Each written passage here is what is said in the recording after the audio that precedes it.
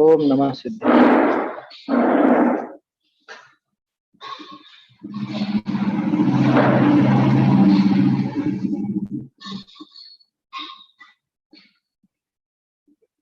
श्री जिन शासन गुरु नमो, नाना विधि सुखकार, आत्महित उपदेश करें मंगलाचार, करें मंगलाचार। आत्मानुशासन ग्रंथ पर अपनी चर्चा चल रही है और इसका 254 नंबर का छंद कल अपन ने देखा था, जिसमें काफी सुंदरता से आचार्य देव ने बात बताई कि मैं आज तक जो तप्त हुआ हूँ, दुखी हुआ हूँ, उस दुख के पीछे एकमात्र कारण अगर कोई रहा है तो देह का संयोग। इस देह के संयोग से मैं अनादि काल से तप्त होता आया हूँ, दुखी होता आया हूँ। कैसे कि जैसे अग्नि के संयोग से जल तप जाता है, आग के संयोग से जल तप जाता है, गर्म हो जाता है, अपने स्वभाव को छोड़ देता है, विपरीत हो जाता है। ऐसे ही मेरा जो सुख स्वभाव वो नष्ट हो गया। इस देह के संयोग से मैं हमेशा दुखी बना रहा। मेरा स्वभाव सुख का वेदन करना था, सुख मेरा खुद का स्वभाव था, ज्ञान आनंद स्वभावी बोलते हैं ना अपन।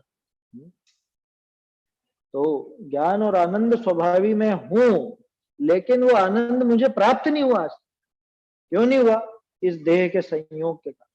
तो इसलिए क्या करना? इसलिए इस देह का परित्याग करके और शीतीभूत हो जाना। तो छंद में तो ऐसा है कि जो शिवेशी हैं, माने मोक्ष चाहने वाले, वो तो शीतीभूत हो जाते हैं। छंद में तो तरीका बताया है क्या, कि जो लोग इस देह का परित्याग करते हैं, ऐसा जान करके, कैसा जान करके कि ये देह का संयोग ही मेरे दुखों का मूल कारण है, ऐसा जान करके जो देह का परित्याग करते हैं वो शीतीभूत हो जाते हैं, माने सुख को प्राप्त हो जाते हैं। ठीक है, अब इससे अपन क्या अर्थ निकाला कि वो हो जाते हैं तो मैं कोई अलग थोड़ी ना हो गया। जो मोक्षार्थी हुए हैं और आज तक जितने भी सुखी हुए हैं, वो सब इस देह का परित्याग करके ही सुखी हुए हैं। तो मुझ में और उनमें कोई अंतर थोड़ी ना। ऐसा थोड़ी ना कि उनके सींग लग रहे या मेरे सींग लग रहे, मैं भी उनके जैसे ही हूँ। वो अगर इस देह का ममत्व छोड़ करके सुखी हुए हैं तो मैं भी 100% इसी विधि से सुखी होने वाला हूं। अन्य और कोई विधि नहीं है क्या? और किसी प्रकार की कोई विधि नहीं है सुखी होने की। ये देह का ममत्व छोड़ना पड़ेगा, देह का ममत्व त्यागना पड़ेगा, उसके बिना ये काम होने वाला नहीं, सुख प्राप्त होने वाला नहीं। और देह में सारी चीजें आ गई, देह का ममत्व छूटा सो बाकी सबका भी छूटा ही छूटा है ना। उसके बाद थोड़ी ना बचता है। चर्म दूर होने पर तन से रोम समूह रहे कैसे, ऐसी बात है। तो ये छंद अपना हुआ था कल 254 नंबर का। अब 255 नंबर का छंद अपने को देखना है। आगे शरीर आदि विषय है, ममता भाव का कारण महामोह, ताके त्याग का उपाय कहे। शरीर आदि में जो ममता भाव पड़ा हुआ है, शरीर आदि में ममत्व भाव पड़ा है ना, तो उसका कारण कौन? उसका कारण महामोह। महामोह, उसके त्याग का यहाँ पे उपाय होता है। ये महामोह है, इस वजह से तुझे शरीर में ममत्व भाव, तो शरीर में ममत्व भाव है तो दुख है। इसलिए इस महामोह को छोड़ो, महामोह का नाश करो, उसके त्याग का उपाय करो। तो क्या है उसके त्याग का उपाय, वो यहाँ पे बताओ 255 नंबर। अनादिचय संवृद्धो महामोहो हृदि स्थितः, सम्यग् योगेन यैर्वान्त तेषामूर्ध्वं विशुध्यति।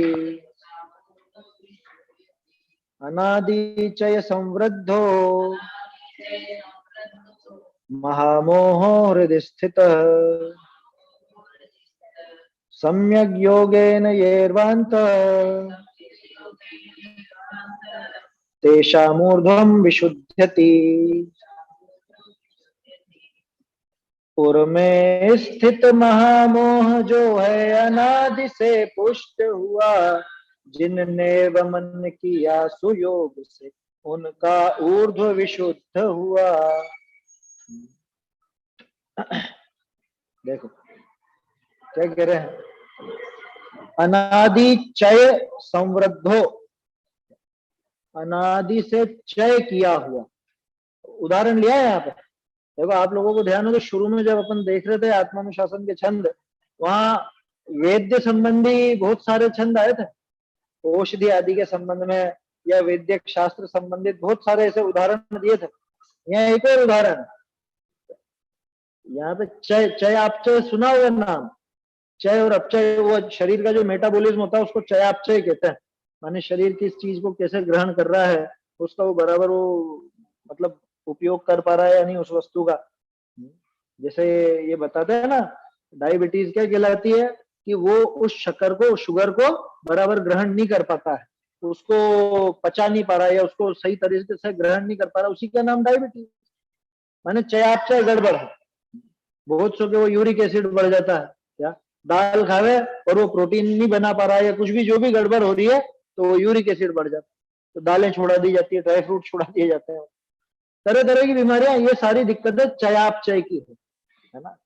चय माने उसको ग्रहण करना, और अपचय माने उसका जो भी परिवर्तन होकर के शरीर में जो भी बनता है, विटामिन, प्रोटीन, कार्बोहाइड्रेट वगैरह, या जो भी शरीर उसको बना देता है, वो अपचय के लिए। तो चय माने तो उसको ग्रहण करना, सबसे पहले तो ये कि किस तरह से ग्रहण करना। अनादि चय समृद्धो, कि अनादि काल से जिसका संचय, देखो संचय शब्द में भी चय है, तो चय का अर्थ वास्तव में ग्रहण ही है। अनादि काल से जिसका चय किया, चयन बोलते हैं ना अपन, चयन, चयन माने चुनना, माने सिलेक्ट करना, ग्रहण करना, और उसी को संचय भी कहते हैं, है समझ। तो अनादि चय, अनादि काल से जो चय किया हुआ है, समृद्ध, और सिर्फ चय नहीं किया बल्कि उसका संवर्धन भी किया है, बढ़ाया गया है समझ। माने एक तो होता है उस वस्तु को प्राप्त करना, एक होता है उस वस्तु को बढ़ाना। ऐसे तीन चार नाम आते हैं ना, योग, क्षेम, संवर्धन, ये सब आते हैं। कि पहले तो उस वस्तु का योग करो, माने उस वस्तु को जुटाओ, रुपया पैसा कमाओ।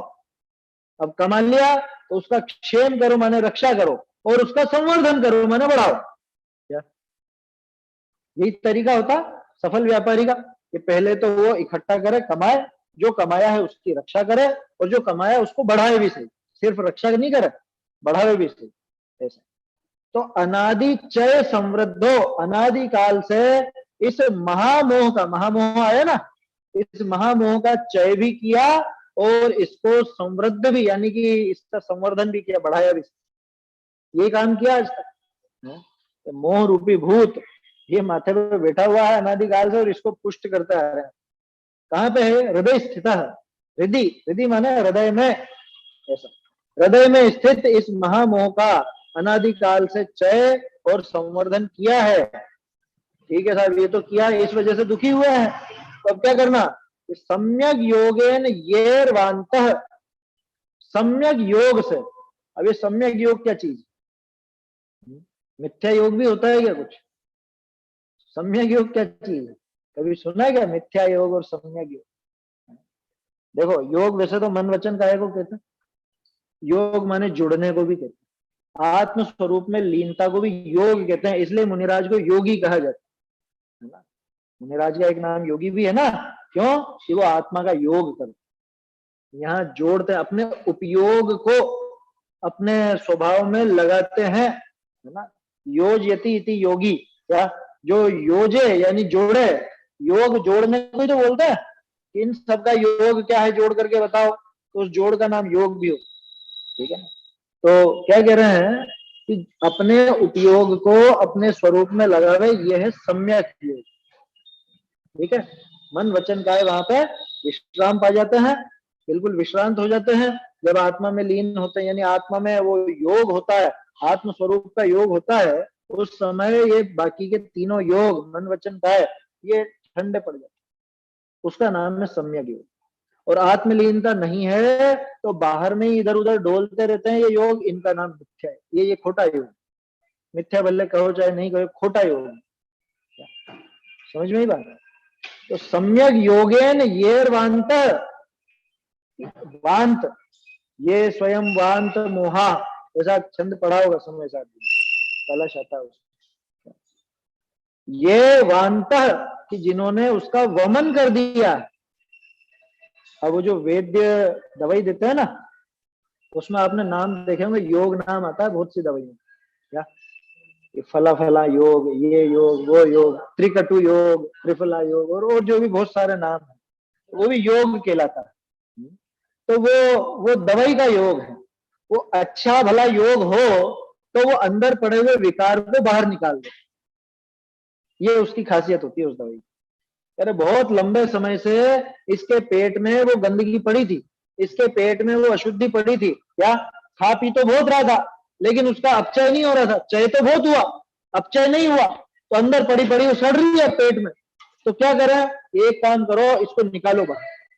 बाहर कैसे निकालेगी, ये योग दो इसको, योग मैंने वो दवाई दो, इसको ये दवाई दो जिससे ये बाहर निकल जाएगा और फिर ये शुद्ध हो जाएगा। आगे लिखा ना, तेषाम ऊर्ध्वम विशुद्ध्यति, उनके ऊर्ध्व से, वो वमन कहां से होता है, पेट में पड़ी हुई चीजें कहां से निकलेगी। कभी मान लो कब्ज हो रही है तो वो तो अभी मल त्याग तो हो ही नहीं रहा, तो कहां से निकालें, कि इसको ऊपर से निकालो, ऊपर से विशुद्ध करो इसको, क्योंकि अंदर पड़ा पड़ा सड़ रहा है इसको। ये वेद्यक का उदाहरण लेकर के आचार्य देव ने इसको ऐसे फिट करा।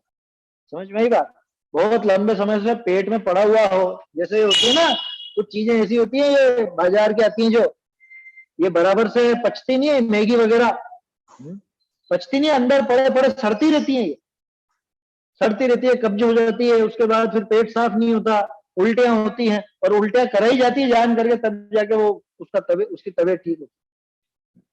तो जैसे एक चतुर्वेद या चतुर व्यक्ति अगर मान लो बहुत लंबे समय से अपने पेट में कुछ क्षय हुआ हो और उसका बराबर अपचय नहीं हुआ, तो वो बीमार हो जाता है, लेकिन इतनी तो उसमें अकल है कि मैं इस योग का प्रयोग करूंगा, ये जो योगिक औषधि है इसका प्रयोग करूंगा तो वमन करके मैं विशुद्ध हो जाऊंगा।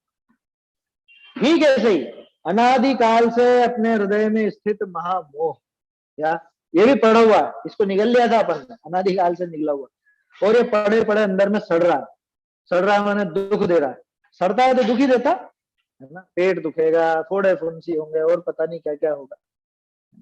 पेट में कोई भी चीज सड़ती है तो यही सब चीजें होती, तो वो महामोह सड़ सड़ करके अपने को दुख देता है ना, कर्म पक करके दुख देते हैं ना, विपाक विपाक ऐसे। अभी ये तो पका भी नहीं है, ये तो अंदर पड़े पड़े बिल्कुल सड़ रहा है महामोह। तो वो महामोह जो पड़ा हुआ है अनादिकाल से अंदर में, अब उसके कारण जो परेशानी, उसके लिए क्या करें, कि उसके लिए भी एक सम्यक योग है। उसके लिए सम्यक योग कौन सा, कि वो अपने उपयोग को अपने स्वरूप में लगा दे, ये सम्यक योग। इस सम्यक योग से क्या होगा, कि जैसे वो औषधि से अंदर पड़ी हुई सड़ी चीज बाहर निकल जाती, वमन हो जाता है, ऐसे ही महामोह का वमन कर देगा, अंदर पड़े हुए मोह का वमन कर देगा। और तेषाम ऊर्ध्वम विशुद्धति, उनका ऊर्ध्व विशुद्ध हो जाता है। क्या मतलब, ऊर्ध्व किसको कहते हैं, अब यहाँ पे ऊर्ध्व क्या लेना भाई, वमन में तो अपन ने पेट से ऊर्ध्व मुंह ले लिया था, लेकिन अब सिद्धांत में कैसे घटा, ऊर्ध्व कहते हैं अगले भाव को, तो उसके आगे के भाव सुधर जाते हैं, भाव या भाव का अभाव कुछ भी हो, अगर भाव मिलने हैं तो वो सुधरे हुए मिलेंगे, और नहीं मिलने तब तो सबसे बढ़िया बात हो, तो मोक्ष हो जाएगा फिर। तो हर तरह से वो उसका ऊर्ध्व माने उसका आगामी काल है ना, ऐसा भी प्रयोग आता है। अधः बोलते हैं भूतकाल को, ऊर्ध्व बोलते हैं भविष्य काल, ऐसा प्रयोग भी होता है। तो तेषाम ऊर्ध्वम विशुद्धति, कि उनका ऊर्ध्व माने उनका भविष्य सुधर जाता है। किनका, कि जो मोह की उल्टी कर देते हैं, भाई विकार निकल गया ना, उल्टी हुई कभी हुई ना, उल्टी होने के बाद कैसा लगता है, आराम लगता है, जब तक उल्टी नहीं होती तब तक बेचैनी बनी रहती है ना, बहुत बहुत परेशानी होती है, या पेट भी दर्द करे, खट्टी डकारे भी आए और पता नहीं क्या क्या हो, होता है ना ऐसा। और उल्टी होने के बाद अब आराम मिला, क्या हुआ ये, कि वो जो विकार अंदर में पड़ा हुआ था वो विकार बाहर निकल गया, अब वो विशुद्ध, अब ठीक, अब कैसा महसूस कर रहे हो, कि अब अच्छा महसूस कर। बहुत से लोग तो जान करके उल्टी करते हैं, मुंह में उंगली करके, रोज रात को सोने के पहले उल्टी करके सोते। ऐसे ऐसे व्यक्ति हैं, अपने यहाँ पे ही हैं, ऐसा समझ। मेरे मित्र के एक चाचा थे, हैं मतलब, तो वो रोज रात को उल्टी करके सोने का नियम, ऐसा समझ, क्योंकि फ्रेश होकर सोएंगे, बिल्कुल फ्रेश, कोई कमी नहीं रहे, मतलब कोई गड़बड़ नहीं रहे रात को। हाँ ये क्या तरीका हुआ?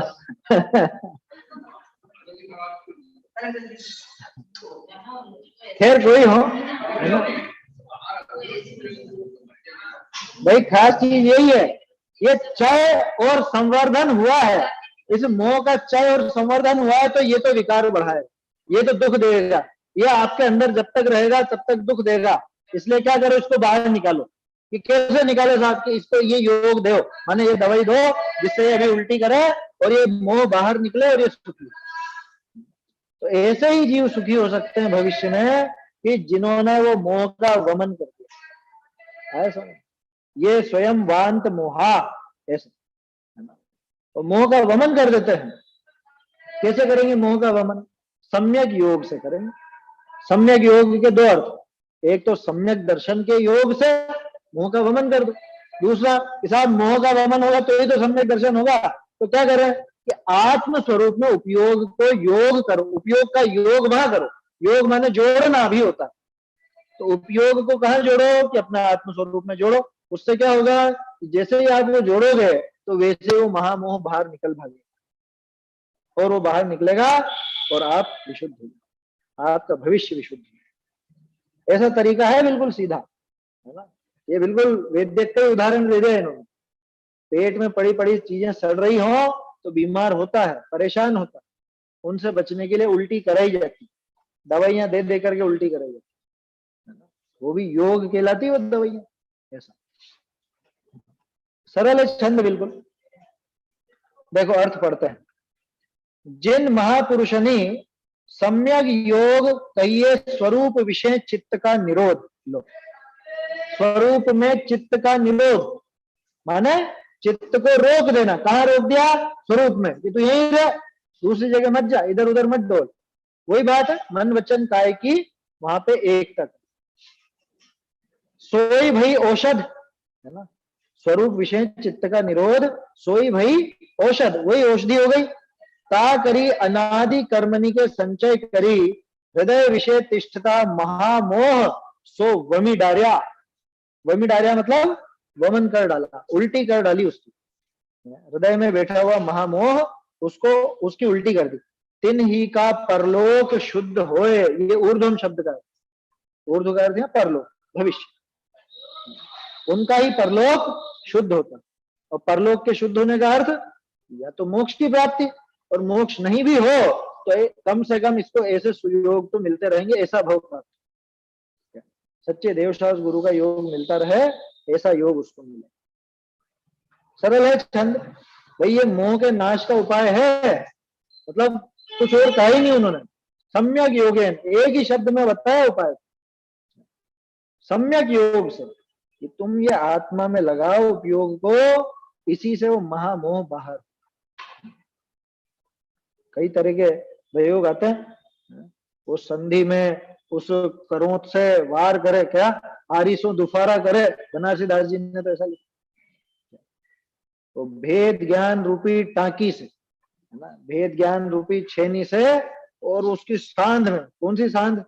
जीव और उद्गल, इन दोनों में यूं तो दिख रहे हैं एक में एक हुए हुए, लेकिन इनमें आपस में एक सांध है बिल्कुल बारीक तरह, उसको ज्ञानी जीव पकड़ लेता है और वो उसी जगह चोट मारता, उसी जगह वो भेद ज्ञान रूपी छेनी से चोट मारता है, वो दोनों अलग अलग हो जाते हैं। कहाँ अलग अलग हो जाता है? बाहर में, ये शरीर और आत्मा अलग हो गया, ऐसा कि ये तो बाद में होगा जब हो, तो मान्यता में एकता दिख रही थी ना, मान्यता में अलग अलग हो जाता है। ये जीव ऐसे बिल्कुल न्यारे न्यारे भाषण लगते, प्रदेश भेद नहीं दिखेगा, स्वरूप भेद दिखेगा। वो स्वरूप में जो एकत्व तो पड़ा हुआ था, स्वरूप एक ही मानता था, यही में, यही में, ये जो नजर आता यही में, तो वो उसको बिल्कुल भिन्न भिन्न दिखने लगता। ये जो स्पर्श रस गंध वर्ण वाला है, ये मैं बिल्कुल नहीं, और ये जो जानना देखना है ये मेरा स्वभाव, ये मैं, ऐसा वो श्रद्धान में, ये बोलने में तो बोल दिया अपन, वो श्रद्धान में उसके पड़ता है जो बिल्कुल टांकी से उस पर वार करता है, भेद ज्ञान रूपी छेनी से उस संधि में प्रहार करता है, उसी जीव के ऐसा, वो भी सम्यक योगी है। और कैसा होता है सम्यक योग, है ना, वो अलग भाषा में, ये अलग भाषा में, बात एक ही है।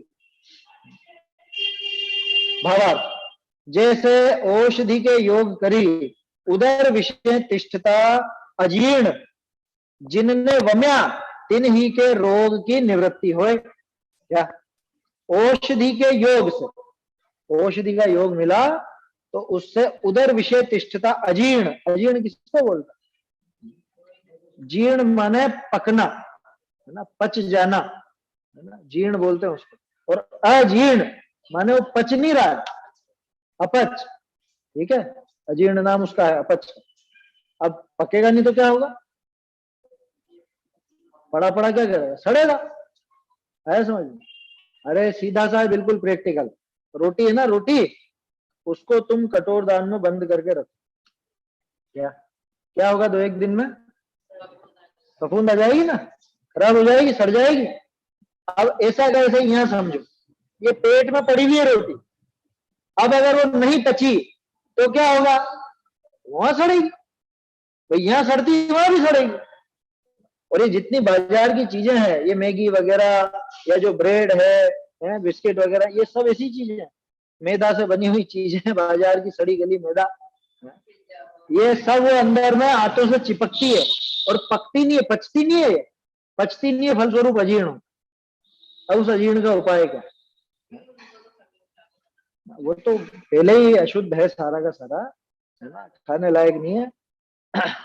ये तो समझने की चीज है। उधर विषय तिष्ठता अजीर्ण जिनने वम्या, अब अंदर जो सड़ रहा था, अंदर जो अजीर्ण पड़ा हुआ था, अजीर्ण माने बिना पचा हुआ पड़ा हुआ था, उसको भी अजीर्ण कहते हैं। अजीर्ण तो रोग का नाम तो है ही, लेकिन उसका नाम अजीर्ण क्यों पड़ा, कि वो भोजन जीर्ण नहीं हुआ, वो भोजन पचा नहीं, तो भोजन को भी अजीर्ण कहा जाता है, जो नहीं पचा उस भोजन को अजीर्ण कहते हैं, समझ। तो उदर में तिष्ठता अजीर्ण, उदर में पड़ा हुआ, पेट में पड़ा हुआ बिना पचा भोजन, जिसने वमा तिन ही के रोग की निवृत्ति हुई, जिन्होंने उस अजीर्ण को वमा यानी वमन कर दिया, उल्टी करके बाहर निकाल दिया, उसके ही रोग की निवृत्ति होती।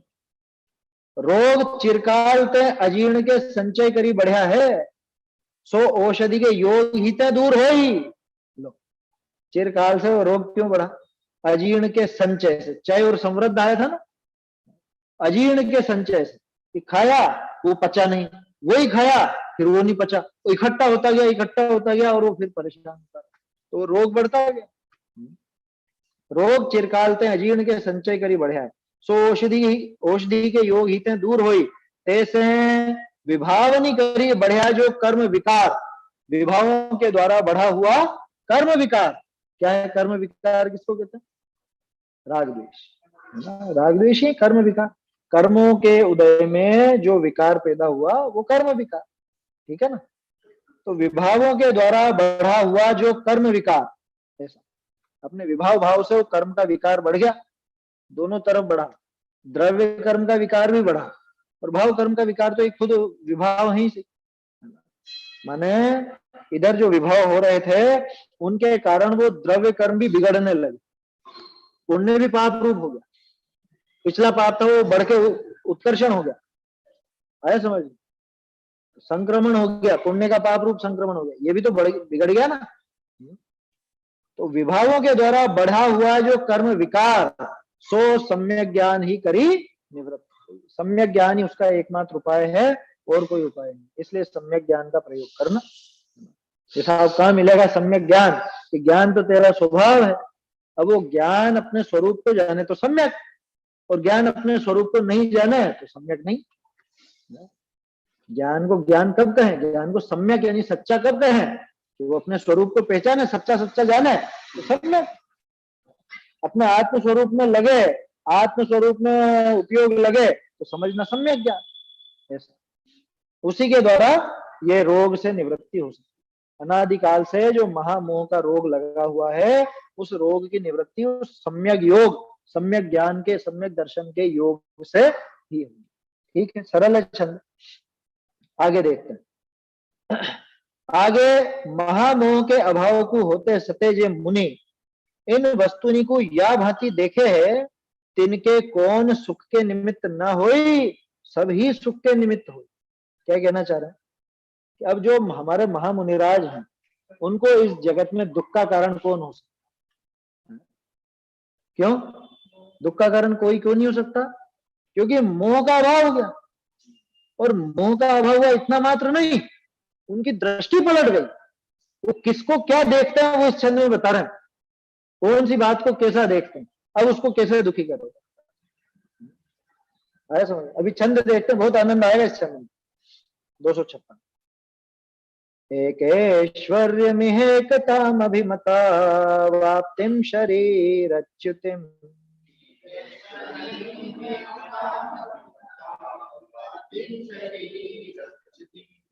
दुःखं दुष्कृति निष्कृतिं सुखमलं संसार सौख्योज्झनम्,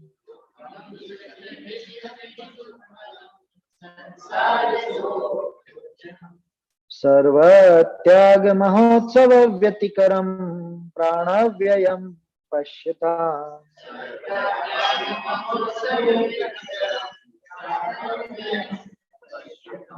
किं तद्यन्न सुखाय तेन सुखिनः सत्यं सदा साधव,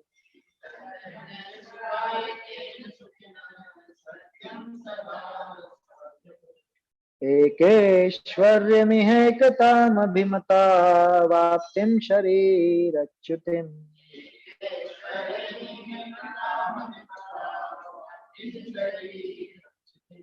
दुःखं दुष्कृति निष्कृतिं सुखमलं संसार सौख्योज्झनम्,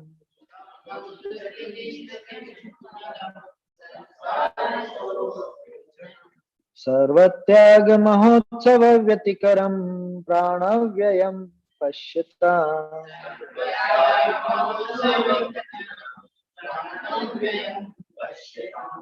किं तद्यन्न सुखाय तेन सुखिनः सत्यं सदा साधव,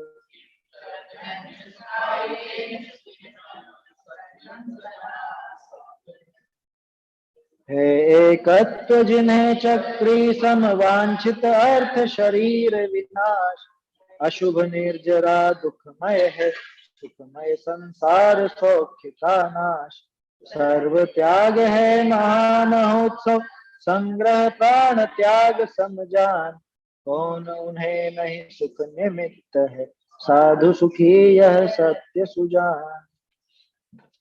जगत से बिल्कुल उल्टी दृष्टि है, और बिल्कुल उल्टी। क्या दुनिया को जिन चीजों में सुख दिखता है उनको इसमें दुख दिखता है, और दुनिया को जहां दुख नजर आता है उनको उसमें सुख नजर आता है। कैसी गजब की बात है।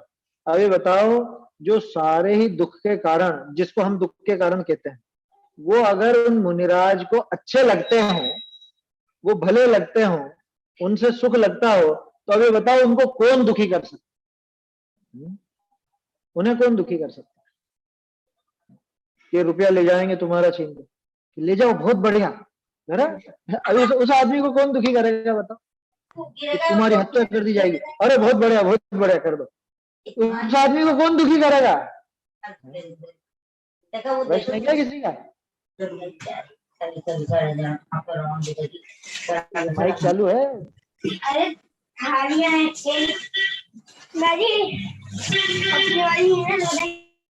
चलिए सुनिए ध्यान से। एकेश्वर्यम, एकेश्वर्य किसको बोलते हैं? पूरे जगत में जिसका एक ही ऐश्वर्य है, चक्रवर्ती, है ना? चक्रवर्ती का जो वैभव है ना, उसको कहा जाता है एकेश्वर्य, क्योंकि उसके आगे और किसी का नहीं कहलाता, वो एकेश्वर्य। एकेश्वर्यम इह एकताम, लो क्या देख रहे हैं वो? एकता को। एकता माने एक होना, एकत्व होना, वो नहीं। एकता माने एकाकीपन, अकेले रहना, अकेले रहना। और अकेला रहना पड़ेगा कि आपको 10 दिन के लिए सबसे दूर एक टापू पर अकेला रहना पड़ेगा। बोलो और अकेला, कोई भी साथ नहीं। जैसे मोबाइल तो देखो, मोबाइल मिलेगा जब तो ले लूंगा मैं, क्या कि कुछ नहीं, कुछ भी नहीं मिलेगा, खाली। चलो और बढ़ के बात करें, एक कमरा जिसमें चारों ओर सिर्फ दीवारें दीवारें और कुछ भी नहीं, कुछ भी नहीं उस कमरे में, कोई चित्र तक नहीं, कोई पेंटिंग नहीं, कुछ नहीं, चारों तरफ दीवारें और बंद उस कमरे के अंदर आपको रहना पड़े। बोलो कितनी देर रहोगे? कह रहे मर जाएंगे, परेशान हो जाएंगे। तो वो अकेलापन, वो अकेलापन हमको तो लगता है दुखदायक, मुनिराज को कैसा लगता है? चक्रवर्ती का ऐश्वर्य जैसे। वो उस एकता को, माने एकाकीपन को एकेश्वरता मानते हैं। बोलो, कह रहे तुमको समाज से बिल्कुल अलग फेंक दिया जाएगा, रहना फिर अकेले। अरे बहुत बढ़िया, चक्रवर्ती का राज मिल रहा है हमको तो अकेले रहना। अब बोलो, अकेले रहने में डरते ही नहीं हो, घबराते ही नहीं, किससे दुखी हो? आप किससे दुखी होते हो? अरे अकेले नहीं रह जाए, हैं संसार में अकेले नहीं रह जाए, परिवारजनों का साथ तो चाहिए, समाज का साथ तो चाहिए, हमें अकेले रहने में दुख लगता है। और मुनिराज को तो अकेलापन चाहिए आगे होके। बोलो, हम अकेलेपन से दुखी होते हैं ना, मुनिराज को अकेलापन ऐश्वर्य नजर आता, वो भी चक्रवर्ती का ऐश्वर्य, तो उनको उससे दुख कैसे होगा? नहीं। दूसरा, शरीरच्युतिम अभिमत अवाप्तिम। शरीरच्युतिम मतलब शरीर का च्युत हो जाना, शरीर का छूट जाना, उसको कैसा मानते हैं? अभिमत अवाप्तिम, अभिमत की प्राप्ति, अभिमत माने चाहा हुआ, इष्ट वस्तु मिल गई हो जैसे कोई, क्या गजब हो गया। शरीर छूट रहा हमारे तो हाड़ कांपने लग गया, क्या अरे अब शरीर छूटने वाला। और मुनिराज क्या सोचता है? मैं तो कब से सोच रहा था छूटे, अभी तक छूट नहीं रहा। शरीर का छूटना जिनको अभिमत की प्राप्ति लगती है, वो कैसे दुखी होंगे? शरीर के छूटने से कैसे दुखी हो जाएंगे वो? बाबूजी कहते हैं मुनिराज के लिए, वो शेर आया सामने, अब अपन तो घबरा जाएंगे, ये तो मार डाला, मर गया आज, शेर सामने आ गया तो मर गए। मुनिराज का क्या विचार है? ये सिंह क्या मिला है, मानो मित्र ही मिला है। मैं सोच रहा था ये शरीर से कब वियोग होगा, और ये देखो मित्र की तरह मेरा काम बनाना आ गया, ये मुझे मुक्त करना आया है, अब मैं जल्दी से मुक्ति जा सकूंगा। ये मुनिराज का। अब बोलो कैसे दुखी होगा वो शरीर के छूटने से? हम तो शरीर के पीछे इतने विकल्प, भक्ष भक्ष सब खाने को तैयार, ऊट पटांग सब चीजें करने को तैयार इस शरीर के पीछे, क्या इस शरीर छूट नहीं जाए, शरीर का नाश नहीं हो जाए, उसके पीछे सब कर लेते हैं, सब बड़े से बड़ा पाप करने से नहीं चूकता। अरे मांस खाने से नहीं चूकता शरीर को रखने के लिए ये है? इसको बता दिया जाए इसकी तो यही दवाई है भैया, लेनी पड़ेगी। औषधियों में तो चलता, औषधियों में तो चलता, लाल निशान की दवाई है, बोलो दवाई में तो चलता है। देखो अब शरीर को रखने के लिए इतना तो करना ही पड़ता है, कि तुम उस भील से भी गए भी थे, उस भील की तो एक ही दवा थी ना, वो कौवे का मांस है, दूसरा मांस नहीं छोड़ा था उसने, उसने छोड़ा सिर्फ कौवे का ही मांस। और किस्मत से उसको जो रोग हुआ, वो रोग की दवा कौवे का मांस ही थी, फिर भी नहीं, वो नियम नहीं छोड़ने वाला। समझ में ही बात? प्रतिज्ञा के प्रति इतना आदर का भाव था। अब शरीर छूट जाए तो छूट जाए, तो छूट जाए, परवाह नहीं। ये तो वो मिथ्या दृष्टि वो जानता था वो भी। बोलो, तो यहाँ तो महामुनिराज की बात है। हमारे जो मुनिराज हैं उनको तो शरीर की च्युति माने शरीर का छूटना कैसा लगता है कि जैसे इष्ट वस्तु प्राप्त हो गई, इष्ट वस्तु मिल गई। जैसे हमें हमारी इष्ट वस्तुओं को मिलने पर खुशी होती है, ऐसे उनको शरीर का नाश होने पर खुशी होती है, क्योंकि वास्तविकता है उनकी इष्ट वस्तु क्या है? मोक्ष।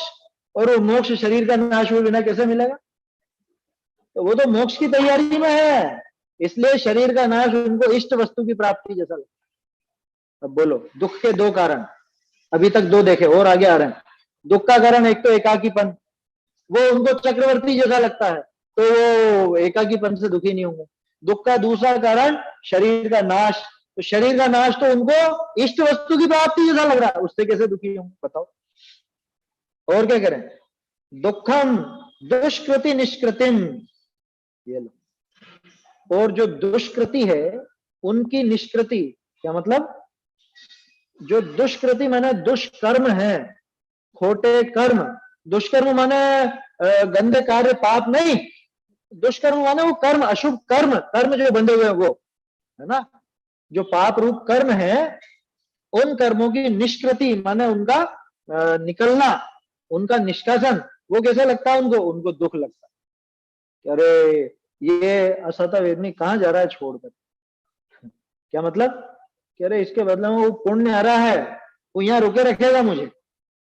ये असत वेदनी आदि आवे तो जल्दी से जल्दी शरीर खत्म हो ना, शरीर नष्ट हो, संसार नष्ट हो और मैं मोक्ष जाऊं। लेकिन ये जो असता वेदनी आदि है, या ये दूसरे जो भी पाप रूप कर्म है, जो पहले के बंधे हुए, वर्तमान नहीं, पहले के बंधे हुए जो खोटे कर्म है, पाप कर्म है, उनकी निष्कृति उनको दुख रूप लगती। एक अर्थ तो ऐसा। दूसरा अर्थ, दुखम दुष्कृति निष्कृतिम सुखम, कि दुख देने वाले जो दुष्कृति है, दुष्कार्य है, खोटे कर्म है, पाप रूप कर्म है, उनके निष्कासन को, उनकी निर्जरा को वो सुख मानते हैं। लेकिन यहाँ पे वो सुख वाली बात वैसे नहीं है, वो पहला वाला ही अर्थ ज्यादा चाहिए। क्योंकि जगत की दृष्टि में तो अरे बढ़िया बढ़िया असाता टला, असाता टला जो अच्छा रहा। और ये उसमें कि अरे असाता क्यों टल गया, ये असाता बना रहता है तो धीरे धीरे शरीर को साथ लेके जाता। इनका विचार ये मुनिराज, इसलिए वो उसको दुख मानता है। जगत उसमें सुख मानता है, ये उसमें दुख मानता है। और क्या करें? संसार सौख्योज्जनम अलम सुखम, संसार सौख्यम उज्जनम, संसार के सौख्य का, कौन सा सौख्य? असली सुख नहीं, अतीन्द्रिय सुख नहीं, ये जो विषय कषाय जिसको अपन कहते हैं, पांच इंद्रिय के विषय भोग, है ना, सांसारिक सुख जिसको कहा जाता है। तो संसार सुख का उज्जन, उज्जन माने छूटना, सांसारिक सुख सब छूट जाए, सारी सुख सुविधाएं नष्ट हो जाए, वो कैसा लगता है उनको? अलम सुखम, अलम माने पर्याप्त सुख की प्राप्ति हो। बोलो, और लाइटें चली गई, इतनी भयंकर गर्मी है, पंखा नहीं चलेगा, अब क्या होगा? अपन उससे दुखी हो रहे हैं। और उनकी नजर में ये जो संसार के सुखों का त्याग है, ये तो बहुत सुख, बहुत सुख। जब भी तो वहां गर्मी भी सहन कर रहे हो, सहन कर रहे हैं, अपनी भाषा है ना, बोलने में आता है, वास्तव में सहन वहन नहीं करते, वो तो सुख भोगते हैं, वहां आत्मिक सुख भोगते हैं। तो संसार के सुखों का छूटना, वो उनको पर्याप्त सुख की प्राप्ति लगती है। और क्या कह रहे हैं? सर्व त्याग महोत्सव, गजब हो गया, सारी चीजों का त्याग हो जाए, जगत में सब चीजें छूट जाए। अब सर्व त्याग मैंने सर्व त्याग, सिर्फ रुपया पैसा नहीं, कपड़े लत्ते नहीं, बल्कि जो अपने परिवार जन है वो भी, बोलो, इन सबका त्याग। हमें तो ऐसा लगता है कि अरे ये सब छूट गए, ये सब छूट गए, मैं अकेला रही, अकेलेपन की बात तो पहले भी आ गई, और इन सबका छूटना अपने को बहुत दुखदायी लगता है। और सर्व त्याग महोत्सव, उनको तो महोत्सव में होगा कोई क्या, जैसे महोत्सव में आनंद आता है ना, कि कोई महोत्सव का आयोजन किया जाए, जैसे पंच कल्याणक प्रतिष्ठा महोत्सव, विधान महोत्सव है, मंडल विधान महोत्सव, तरह तरह के महोत्सव होते हैं। लौकिक महोत्सव तो और दूसरे होते ही, तो शादी ब्याह को महोत्सव समझते हैं लोग बाग, उनको वो महोत्सव लगता है। मतलब सब चीजें जुड़ जाना, सब चीजों में फंस जाना, वो लोगों को महोत्सव लगता है। और इनको सबका त्याग महोत्सव जैसा लगता है कि ये है महोत्सव। अरे मृत्यु तो महोत्सव कहलाती है अपने यहाँ। और क्या कह रहे हैं? व्यतिकरम प्राण व्ययम, और जो व्यतिकर है, व्यतिकर माने उन वस्तुओं का इकट्ठा होना है, समझ लो, यहाँ व्यतिकर का अर्थ उनका संग्रह, इकट्ठा होना। वो कैसा है? वो तो प्राण व्ययम, कि प्राण निकलने जैसा लगता है। बताओ, हम इकट्ठा करते हैं, इकट्ठा करने में सुख मानते हैं, और मुनिराज के कुछ इकट्ठा होने जैसी संभावना लगे तो कह रहे मरे अब तो। क्या लिखा अमृत चंद्राचार्य ने? महादुख संकट निकट है। क्यों क्यों लिखा? ये व्यतिकर मिलने वाला है थोड़े समय में, वहां स्वर्ग में जाएंगे, ये सारा व्यतिकर इकट्ठा होगा, और गए यहाँ से, काम से गए। क्यों काम से गए? यहाँ से तो अच्छी दशा है ना, वहां काय की अच्छी दशा, यहाँ तीन कषाय चौकड़ी के अभाव का हम आनंद निरंतर पीते थे, हर अंतर मुहूर्त। अब वहां पे तो 6 महीने में कभी एक आध बार है, वो जैसे नल में से एक वो बूंद टपक जाए ऐसा, जरा सी देर के लिए, और उसकी भी गारंटी नहीं। क्यों गारंटी नहीं? क्योंकि वो जो सारा व्यक्तिगत इकट्ठा होगा उसी में अगर गाफिल हो गए, उसी में भूल गए खुद के स्वरूप को, अपने स्वभाव को, तो फिर तो गए वापस, छूट गया, सम्यक दर्शन ही छूट जाता। तो बोलो वो देवगति ज्यादा ऊंची कि ये यहाँ पे जो दुख भोग रहे थे वो ज्यादा ऊंची? हमारी भाषा में दुख भोग रहे थे, उनको यहाँ पे सुख लगता, अतीन्द्रिय सुख भोगते थे यहाँ पे, और वहां पे तो इंद्रिय सुख ही इंद्रिय सुख, जो नाम का सुख है लेकिन वास्तव में दुख है, ऐसा वो दुख मिलता। तो कितने, 1 2 3 4 5 6 चीजें दिखाई यहाँ पे। पश्यताम, ऐसा देखने वालों को, ये हर एक के साथ लगा लेना पश्यताम। जैसे एकताम एकेश्वर्यम, यही शब्द छूट गया, इह ऊपर ही ऊपर इह है ना, एकेश्वर्यम इह माने इस संसार, इस जगत में एकता को ही माने एकाकीपन को ही, जो एकेश्वर्य पश्यताम, उसको ही चक्रवर्तित्व देखने वालों को, शरीर की च्युति को, अभिमत की अवाप्ति देखने वालों को, और दुष्कृति की निष्कृति को, दुख देखने वालों को, संसार सुख, संसार के सुख छूट जाने को अत्यंत सुख देखने वालों को, सारे त्याग को महोत्सव रूप देखने वालों को, और इस सारे व्यतिकर को प्राणों का व्यय, माने अरे जान निकल गई इसमें, ऐसा देखने वालों को, किम तत्, ऐसी वो कौन सी वस्तु है, यत न सुखाय, जो सुख के लिए नहीं है। ऐसी कौन सी वस्तु है जिससे उनको सुख नहीं मिलेगा? इनकी तो दृष्टि बिल्कुल उल्टी है संसारियों से। संसारी जीव जिसमें दुख मानता है, जिससे सारे दुख का संयोग मानता है जिनको, उससे ये सुख मानते हैं। तो अब बताओ इस जगत में कौन सी चीज इनको सुख नहीं देगी? क्यों? ये वो जिनको तुम दुख कहते हो सारे इनके पास है, और उनको ये सुख मानते हैं। बताओ, उनको ये सुख माना करते। तेन सुखिना सत्यम सदा साधव, सत्यम, ये बात बिल्कुल सत्य है कि सदा हमेशा साधव, साधु जो हैं वो तेन सुखिना, इसलिए वो सब सुखी हैं। सुखिना साधव, कि वो सब साधु निरंतर सुखी रहते हैं, हमेशा सुखी रहते हैं। क्यों? क्योंकि जिसको तुम दुख कहते हो उसमें तो उनको सुख नजर आता, तो इसलिए वो दुखी हो ही नहीं सकते। कौन सी चीज से दुखी होंगे बताओ? एक वस्तु ला करके बताओ जिससे वो दुख मानते, जिसे दुख रूप समझते, इसलिए वो सदा सुखी। जैसे कहते हैं ना संतोषी सदा सुखी, यहाँ दूसरा साधु सदा सुखी, आया समझ में? इस तरह से देखने वाला सदा सुखी, जिसकी दृष्टि इस रूप हो गई है वो सदा सुखी। अर्थ, जे एकाकी पने को एक अद्वितीय चक्रवर्ती पना माने है, हर शरीर के विनाश को मन वांछित पदार्थ की प्राप्ति मानना है। शरीर के नाश को मन वांछित पदार्थ मिले। हर दुष्कर्म की निर्जरा शुभ का उदय ताहि दुख माने है। कैसे दुख मानते हैं? ऐसे मानते हैं जैसे परिचय में नाम आता है सत्कार का, पुरस्कार का, प्रज्ञा का, ये सब क्या है? ये पुण्य के उदय में होने वाली चीजें हैं ना। सत्कार वो क्या है? सत्कार पुण्य के उदय में मिला। अब वो सत्कार कैसा लगता है उनको? उनको परिचय लगता है ना, परिचय है ना उनके लिए। परिचय माने दुख का कारण, ऐसा उसको सहन करना पड़ता है उनको।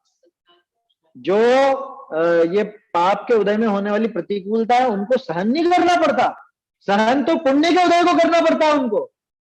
क्योंकि पाप के उदय में जो चीजें मिली है उनमें तो उनको सुख दृष्टि पड़ी हुई है पहले, और वहां आत्मा का आश्रय है उनको।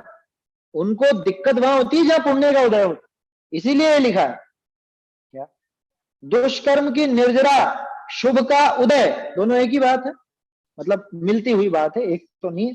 दुष्कर्म माने जो पहले के पाप रूप कर्म बंधे हुए हैं वो, है ना। दुष्कर्म की निर्जरा शुभ का उदय ताहि दुख माने है, और सर्वथा संसार के सुख का परिहार, कि पूरी तरह से संसार छूट जाए, ताहि सुख माने, उसको सुख मानते है। समझ लो ये दुनिया किस काम की, ये सब छूट जाए। पहले तो गाने भी बनते थे इस तरह के, है समझ। वो एक था ना, वो उसका कौन सा गाना था, बहुत पुराना गाना था, ये दुनिया अगर मिल भी जाए तो क्या है। हाँ वो भी है, ये दुनिया ये महफिल मेरे काम की नहीं, ये छूट जाए तो बढ़िया। मैं तो वो वाला बता रहा था, ये दुनिया अगर मिल भी जाए तो क्या है, उसमें आखिर में आता है जला दो जला दो जला दो ये दुनिया, मेरे सामने से हटा लो ये दुनिया। ऐसी ऐसी लाइनें हैं उसमें, पुराने गीतों में थोड़ा बहुत आ जाता है।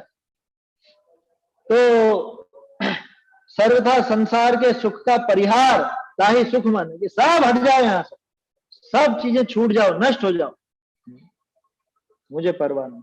और सर्व त्याग को महा उत्सव माने है, सबका त्याग हो जाए वो तो महोत्सव है, महोत्सव। सबका त्याग, सारे परिग्रह का त्याग हो तो महोत्सव जैसे ही तो है। दीक्षा भी तो एक महोत्सव है, जीवन का बहुत बड़ा कार्य है, सारे परिग्रह का त्याग जहां हो। और संग्रह को प्राण त्याग माने है, लो प्राण निकल गए कोई संग्रह हो रहा हो। यह दृष्टि जिनकी है, जिनकी ऐसी दृष्टि पड़ी हुई है, तिनको ऐसा कौन पदार्थ जो सुख के निमित्त न हो, ऐसी दुनिया में कौन सी चीज है जो उनके लिए सुखकर नहीं हो। उनको तो सारी वस्तुएं सुख कर ही लगेंगी, सुख देने वाली लगेंगी, सब ही सुख के कारण हो ही, सारे के सारे पदार्थ उनको सुख के कारण होते हैं, कोई दुख का कारण उनको होता ही नहीं। क्यों? क्योंकि जिसकी दृष्टि सच्ची उसको कहीं पे दुख नजर ही नहीं आया। दुख किसकी वजह से था? मोह की वजह से। और जिनकी दृष्टि में से मोह निकल गया, अब उनको क्या चीज दुखकर हो सकती है? जा कारण साधु सदा सुखी ही है, ये बात सत्य है।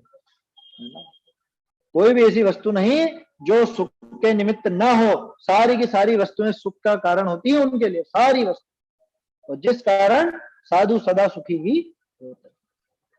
देखो भावार्थ, जगत विषय जे परिग्रह अधिक दुखदायक सामग्री है, जो भी ये परिग्रह आदि दुखदायक सामग्री है, तिन ही को जिन सुख का कारण जाने अंगीकार करी, तिनके और दुख का कारण कौन? एक मिनट, कुछ छूट गया क्या? जगत विषय जे परिग्रह अधिक दुखदायक सामग्री है, तिन ही को जिन सुख का कारण जानी अंगीकार करी, तिनके और दुख का कारण कौन? उनके और दूसरा दुख का कारण क्या हो सकता? कि भाई जितने भी दुख के कारण थे तुमने उनको तो सुख का कारण बना लिया, अब दुख कौन दे सकता? दे सके दुख जो तुझे वह शक्ति ऐसी कौन है? कौन है ऐसी शक्ति जो जगत में तुझे दुखी कर सकती? अरे सुख का पिंड हूं मैं, मुझे दुख देने वाला कोई पैदा नहीं हुआ है। समझ, बाबूजी की वो है ना कविता, उसकी साधक की विश्व को चुनौती, आए क्लेश विषाद आ गए, घोर निराशा, घृणा निराशा घोर विषमता, चले गए वे लज्जित होकर, ध्रुव का लगा न पाए। बहुत बहुत है उसमें, तो बहुत है, शारीरिक व्याधियों का भी है, मानसिक व्याधियों का भी है, सारी बातें। तिनके और दुख का कारण कौन? ताते जे सकल प्रपंच ते छूटे ते ही सदा सुखी हैं, जो सारे प्रपंच से, सारे परिग्रह आदि से, सारे इन दुख देने वाली चीजों से जिनको उन्होंने सुख माना, लेकिन वो सब चीजें जिनकी छूट गई, और जिनमें जगत सुख मानता है उनको दुख कर मान के पहले ही छोड़ दिया, अब बताओ जगत में और कौन दुख दे सकेगा? इसलिए वो सदा सुखी। तो साधु सदा सुखी, सम्यक दृष्टि सदा सुखी, ऐसा है यहाँ तो, आया समझ में? सदा सुखी रहो कहते हैं ना, तो सदा सुखी रहो कैसे? मोह का त्याग करो और सदा सुखी रहो, ये आशय होना चाहिए। छंद बोल लेते हैं दोनों। पुर में स्थित महामोह जो है अनादि से पुष्ट हुआ, जिनने वमन किया सुयोग से उनका ऊर्ध्व विशुद्ध हुआ, है एकत्व जिन्हें चक्री समवांछित अर्थ शरीर विनाश, अशुभ निर्जरा दुखमय है सुखमय संसार सौख्य का नाश, सर्व त्याग है महामहोत्सव संग्रह प्राण त्याग समझा, कौन उन्हें नहीं सुख निमित्त है साधु सुखी यह सत्य सुजान। आगे के छंदों को अपन कल देखें।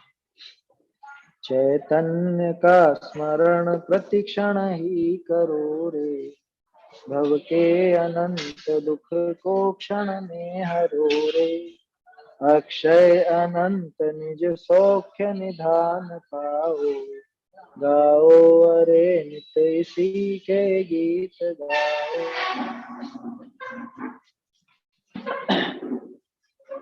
जिन्होंने स्तुति की तो वाणी में हो निज स्वपर प्रकाशक ज्ञान।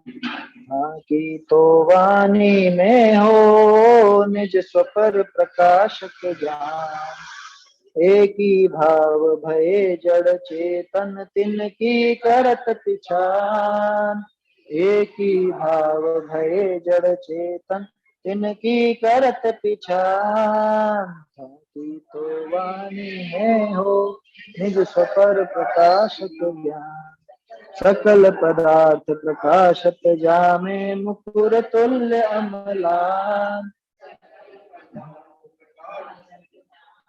मुकुर तुल्य अमलान। की तो वाणी में हो निज स्वपर प्रकाशक ज्ञान। जग चूड़ा मन शिव भय ते ही जिनकी नौ सरधान। जग चूड़ा मन शिव भय ते ही जिनकी नौ सरदान। की तो वाणी में हो निज स्वपर प्रकाशक ज्ञान। भाग चंद बुध जन ताही को निश दिन करत बखान। भाग चंद बुध जन ताही को निश दिन करत बखान। की तो वाणी में हो निज स्वपर प्रकाशक ज्ञान। की तो वाणी में हो निज स्वपर प्रकाशक